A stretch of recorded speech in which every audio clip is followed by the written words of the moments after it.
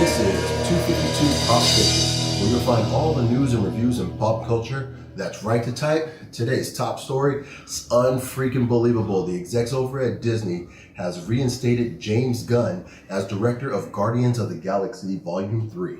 You know what's funny about this whole thing is that they never hired anyone else. They didn't think about hiring anyone else. Yeah. Well, it's funny. Well, here's a rub. Disney fired Gunn last July after those old offensive tweets came out. And I think, and this is just me, hyperpolating or whatever. I just think that Disney kind of put their foot down with the word no nonsense. If you guys are doing anything outside of that, people are getting hacked. But like you said, there was never even a thought of anybody else doing the job. Even after James Gunn got Suicide Squad 2, which emphatically he is still doing. Yeah, rebooting. Which I think. I'm sorry. Yeah, it's not even a sequel to Suicide. They're rebooting it after only 3 years, which is weird. Well, it needs a reboot. It does. It was okay. It's not a movie I'd want to pay to see in the theater. It's something you can rent. You don't reboot things if they're okay. It was trash. I would throw the whole movie out. But they're doing it. They're doing it. But hey, you know what? Good news. James Gunn's coming back. I don't think I lost any sleep over the whole thing, but it's fine.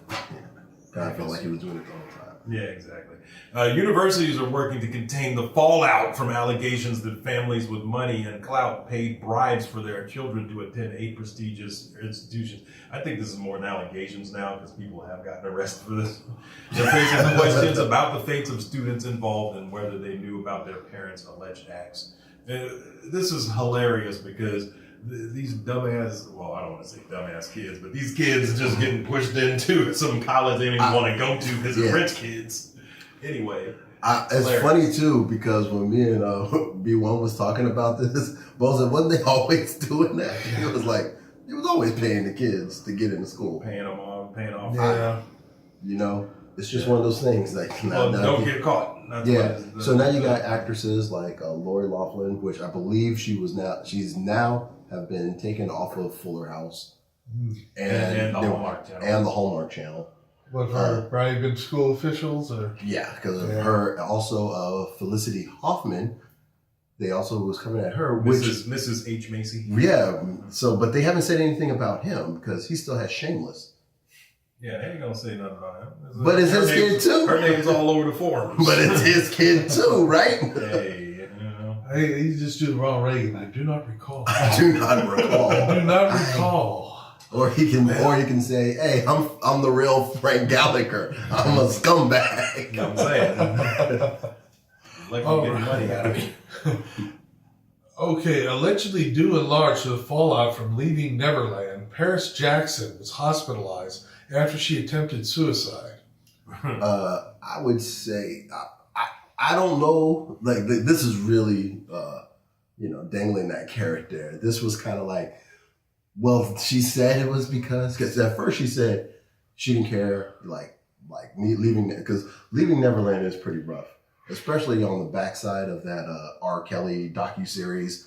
Now it's like people are coming out and like, look, this is what happened to me when I was with Michael Jackson. It was not good. Yeah. Is there any surprise about this whole thing? In what regards? In the regard that we've been hearing things about this for the past 40, well, not 40 years. Like 29 years or so. We've been hearing stuff. So, it's no surprise. And people have recanted stories. People have said, hey, this happened to me. Oh, well, it didn't. Well, yeah, it did. Well, like Justin Timberlake said, you don't have to say what he did. I already know. I heard it from him. And that's the same guy who told Justin. Is the same guy who was on that video talking about Michael touching his booty. You know what I'm saying? There's something wrong. If you send your children to spend the night with an adult to play with, but it's Michael, and sleep in the same bed with him. It's Michael. I don't care who it is. It's Michael. Oh, it's Michael. It'll be alright.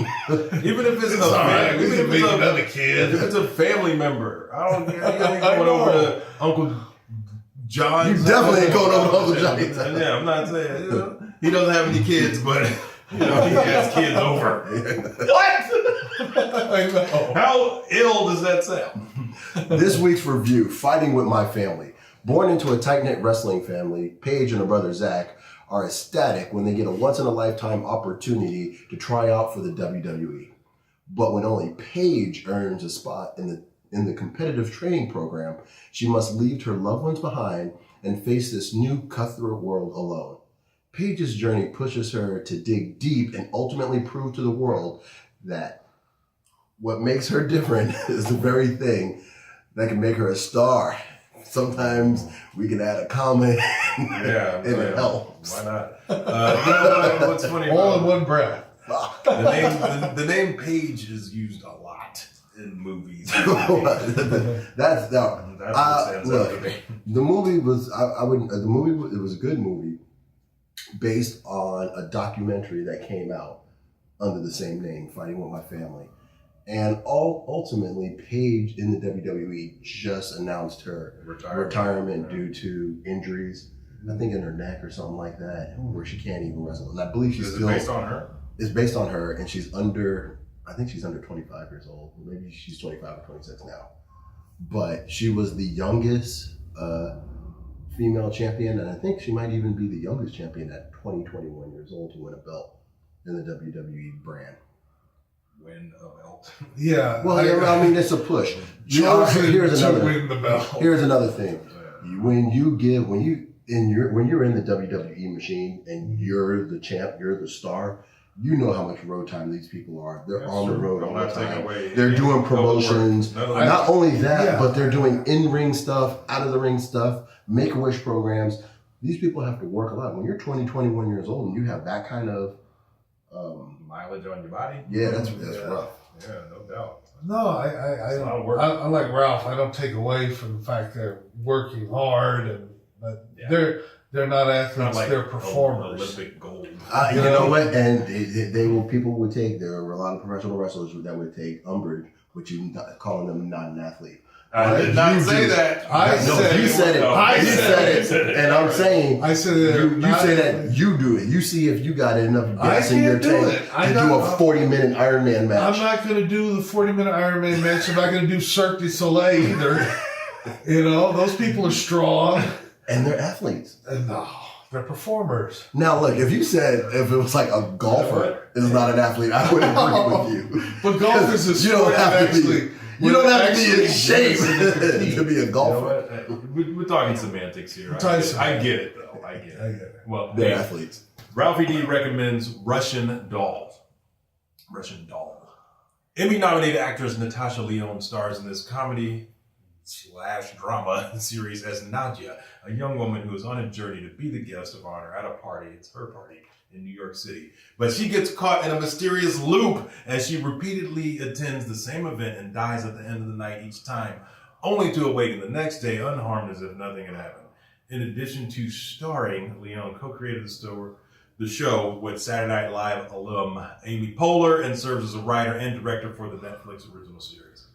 Ralphie D recommends this. It's good. That sounds a lot like Groundhog Day. It is. And I'm going to say one thing under these Ralphie D recommends. Like, I ain't watch it yet. So I don't like to see your insolent tone when you're reading the copy and making corrections. You're recommending. I ain't watching yet. You said it's good. I'm over here trying to get the best information I can. Corrections on the fly and let you know when that's wrong. I'm Ralphie D, and that's news to me. I'm cool on a curve, and I do not appreciate that insolent tone. We like to hear what you think. Leave us a comment down below. Let your opinion be heard. And I'm JB. I'd like to give a shout out to my man AM at Comics Most Wanted. And this is 252 Pop Fiction, where you hear it first.